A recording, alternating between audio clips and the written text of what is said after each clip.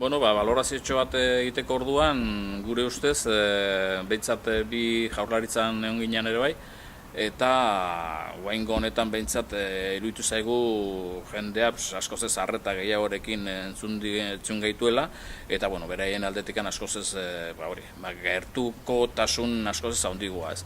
Eta gutzako behintzat klabe lehenengo balorazio egiteko orduan, danak posizionatu direla behintzat publikotasunaren alde, eta hori jaurlaritzan egon ginearekin konparatuta guretzako aurrea pauso bada ez.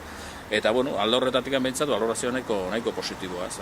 Hemendikan aurre ikusi beharko duguna da, noraino dauden prest publikotasunaren aldeko apostu egiteko, eta horrekin gure ustez teorian ados jarri beharko gineateke, eta ikusi beharko da urrungo urratsak noraino ematen duen, baina guk behintzat lehenengo balorazioa desente positiboagoa jaurlaritzakoa baino. Gaurko balorazio sakonagoa inberko dugu, azkenen gaur eukidegun dokumentazio berri hori ere aztertu beharko dugu, zer esan nahi juridiko dute dauken edo ez da, eta hortikan aurrea balorazio bat egin beharko dugu, eta aurrea begira gu jarraituko dugu mobilizatzen, idea batzuk baditugu, eta udara bitarten plangintzatxo bat egin beharko dugu lane jarraitzeko.